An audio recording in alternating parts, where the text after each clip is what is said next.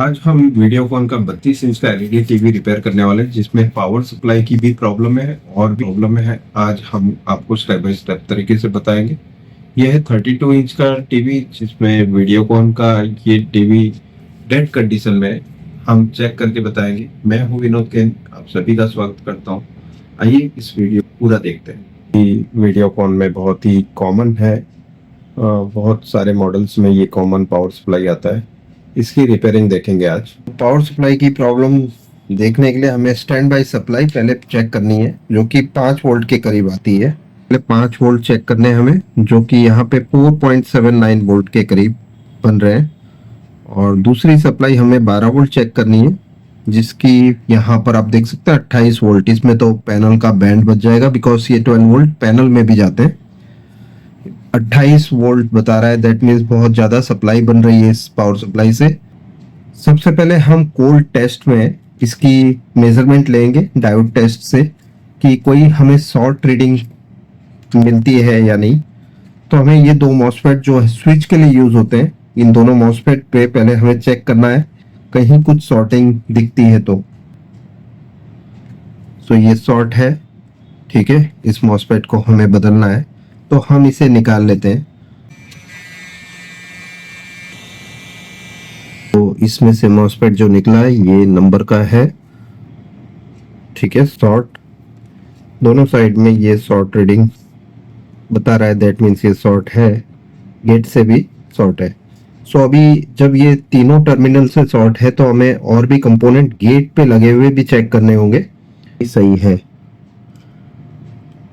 Okay. सो यहाँ पे सिर्फ एक मॉसफेट हमें रिप्लेस करना है। ये किस टाइप का मॉसफेट है वो देखने के लिए हम पहले देखेंगे इनपुट कहाँ पर हो रहा है। इनपुट अगर जो सोर्स पे हो रहा है तो पी चैनल हुआ। इनपुट अगर जो ड्रेन से हो रहा है तो वो एन चैनल है। तो हम ये देख लेते हैं ये क्या ये आउटपुट से कनेक्टेड है या इनपुट से। ओके, तो हमें उसके लिए देखना होगा। ये 12 वोल्ट जा रहे हैं, दैट मीन्स ये आउटपुट पे कनेक्टेड है, तो ये हो गया पी चैनल, ठीक है। मतलब इनपुट सोर्स पे और ड्रेन से आउटपुट है, तो ये पी चैनल मॉसफेट हमें ढूंढ के यहाँ पर लगाना है। सोर्स और ड्रेन के बीच में क्या कनेक्शन दे रहा है, देखो ओपन बता रहा है, ठीक है। तो ये पी चैनल मॉसफेट है अगर जो, तो माइनस से इसकी स्विच होनी चाहिए। तो हम माइनस टर्मिनल को यहाँ गेट पर टच करेंगे, तो यहाँ पर आप देखो ये शॉर्ट रीडिंग हो गई। ओपन करने के लिए प्लस को हम गेट पे टच करेंगे तो ये ओपन हो गया। तो ये परफेक्ट काम कर रहा है, ये पी चैनल मॉसफेट हो गया, ओके। और हमारा जो शॉर्टेड मॉसफेट है वो ये है, दोनों तरफ से शॉर्ट है और गेट से भी शॉर्टिंग है, ठीक है। तो मतलब ये तीनों साइड से शॉर्ट है ये। तो हम इसकी जगह पे ये मॉसफेट यूज कर रहे हैं, जिसका नंबर आप देख सकते हैं D4185, ओके। इसे हम अभी बोर्ड पे इंस्टॉल कर देते हैं।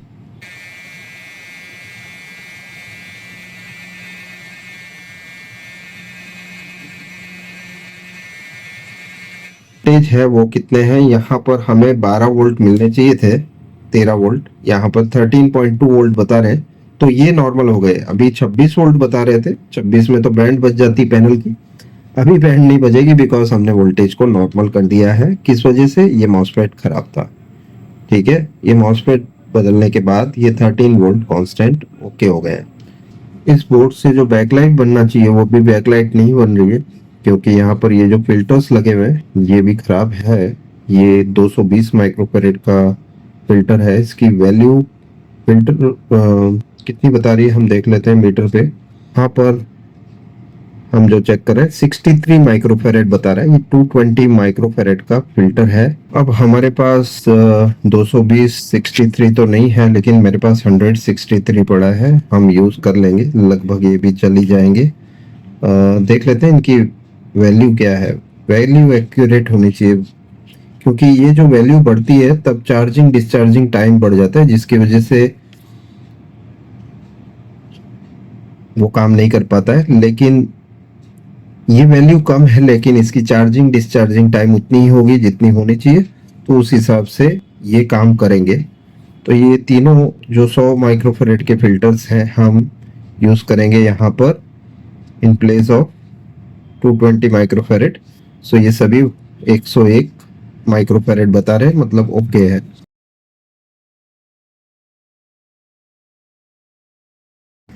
इस टीवी में हमने काफ़ी सारी प्रॉब्लम्स देख ली, जैसे कि इसमें फिल्टर्स फूले हुए थे, मॉसफेट शॉर्ट था जो 12 वोल्ट स्विच करता है, ये वाला मॉसफेट। ओके, ये स्विचिंग मॉसफेट शॉर्ट था, पी चैनल मॉसफेट है ये, और ये शॉर्ट था जिसकी वजह से 26 वोल्ट यहाँ पहुंच रहे थे जहाँ 12 वोल्ट पहुंचने चाहिए, और ये फिल्टर भी फूल गए थे because of that reason only. और यहाँ पे भी जो बैकलाइट के फिल्टर्स हैं वो भी खराब थे। सो फिर हमने चेक किया इसे इसके ओरिजिनल टीवी पर रखकर, जैसे कि हमारे पास वो टीवी पड़ा हुआ है, उस पर हमने देखा तो उसकी जो बैकलाइट नहीं जल पा रही थी। तो हमने एडिशनली यहाँ पर हमारे पास 4 बैकलाइट्स है। हम एक्सपेरिमेंट कर रहे हैं क्या एक बैकलाइट की प्लस और माइनस पे भी ये बोर्ड काम करता है कि नहीं, मतलब लाइट देता है कि नहीं, वो देखना है। तो हम ऑन करते हैं तो ये आप देख सकते हैं एक लाइट भी जल सकती है इसमें। अब हम चारों चार इसकी जो नेगेटिव्स है इसको कनेक्ट करके देख लेते हैं कि ऑर्डर में है, अकॉर्डिंगली है।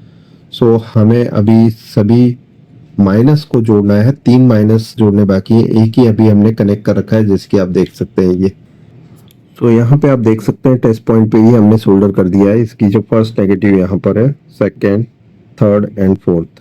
तो फिर से चेक करते हैं, ये इसकी फर्स्ट, ठीक है, 26 वोल्ट, सेकेंड 26, थर्ड 26 वोल्ट और फोर्थ 26 वोल्ट।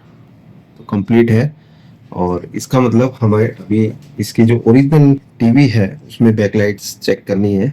सो ये ओरिजिनल इसकी बैकलाइट सिस्टम है, जिसमें ये जो लाल तार दिख रही है ये सभी प्लस में कॉमनली कनेक्टेड है, मतलब बोर्ड पे ये सारे 4 वायर जो हैं रेड वायर्स वो शॉर्ट हैं, और ये जो ब्लैक वायर्स है हर एक ट्रांजिस्टर के ड्रेन से एक एक को आउटपुट मिला है। चारों ड्रेन से 4 आउटपुट्स यहाँ पर नेगेटिव आउटपुट्स मिले हैं जो बैकलाइट के अंदर जा रहे हैं। तो ये सारे बैकलाइट्स ओपन है अंदर, सब के सब एक साथ ओपन है।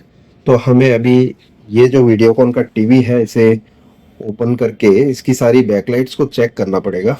ये 4 मॉसफेट्स हैं एन चैनल के।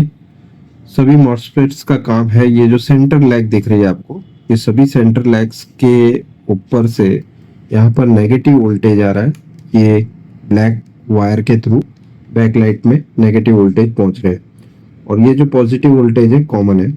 अभी हम बैकलाइट के वोल्टेज चेक कर लेते हैं। हमने बैकलाइट चेंज कर दी है अंदर। सो अभी हम पावर ऑन करके देख लेते हैं। ये पावर ऑन तो हो गया, बैकलाइट यहाँ पर अभी पिक्चर आ जानी चाहिए। ये आप देख सकते हैं बैकलाइट जल चुकी है, और HDMI लिखा हुआ है।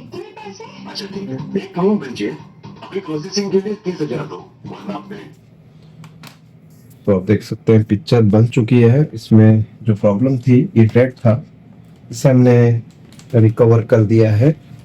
पॉजिटिव कॉमन है तो कोई भी पॉजिटिव पे हम एक बार प्लस जो है उसको प्रोब को टच कर देंगे, और माइनस प्रोब जो है एक एक पॉइंट को टच करेंगे।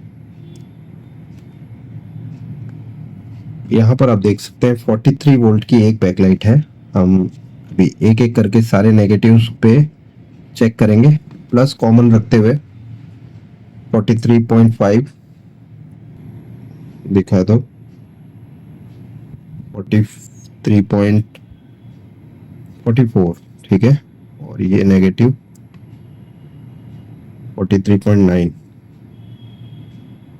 तो सभी चारों चार जो बैकलाइट्स हैं वो परफेक्ट चल रही है। और ये 43 से 44 की बैकलाइट है अंदर। सभी यहाँ पर पैरेलल कनेक्शंस हैं। पैरेलल कनेक्शंस मतलब मॉसफेट से आउटपुट करके दिए हैं इसमें, ठीक है। तो नेगेटिव आउटपुट जो है इसमें 4 आउटपुट से 4 बैकलाइट स्क्रिप्ट को ड्राइव किया है 43 वोल्ट्स के थ्रू, और पिक्चर भी बन चुकी है। तो इसमें अभी मैं कंक्लूजन पे आता हूँ कि इसमें हमने क्या क्या काम किया। ये हमारे पास आया था डेड कंडीशन में, मतलब ना तो रिमोट से कोई काम हो रहा था ना ही कुछ हो रहा था। फिर हमने चेक किया तो इसमें 26 वोल्ट आ रहे थे 12 वोल्ट की जगह पे। वो तो भगवान की दया है कि पैनल बच गई, वरना 26 वोल्ट जाते पैनल डिस्प्ले एरिया में, लेकिन वो नहीं हुआ जो ऑन ग्रेस ऑफ गॉड। ठीक है, तो 12 वोल्ट की जगह 26 वोल्ट थे, तो उसके लिए एक मॉसफेट था जो हमने इसमें रिप्लेस किया, जो नीचे है 12 वोल्ट की स्विचिंग लाइन में है। उसे हमने रिप्लेस करने के बाद इसमें से आउटपुट निकलना स्टार्ट हो गया। ओके, और 12 वोल्ट परफेक्ट हो गए। उसके बाद भी इसमें बैकलाइट नहीं जल रही थी, तो यहाँ पे ये सभी फिल्टर्स खराब थे जो कि 220 माइक्रोफैरेड के थे। हमने 100 माइक्रोफैरेड के 3 लगाए। इसमें लगे थे 220, लेकिन हमने 100 लगाए, लेकिन काम करेगा, कोई प्रॉब्लम नहीं है। यहाँ पर ये जो फिल्टर हैं ये 5 वोल्ट की लाइन में है, 5 वोल्ट स्टैंड बाय। सो ये फिल्टर भी खराब थे, तो हमने ये भी रिप्लेस किए थे। मतलब बैकलाइट्स की प्रॉब्लम थी, वो भी हमने ठीक कर दी है। आपने देखा 44 वोल्ट से सारी बैकलाइट जल रही है। ठीक है, तो ये टीवी को हमने सक्सेसफुली रिपेयर कर दिया है। तो इसमें हमने रिकवरी कर दी है, आप देख सकते हैं ये टीवी परफेक्ट हो चुका है। अभी हम साउंड भी चेक कर लेते हैं, इसमें साउंड भी कैसी आ रही है।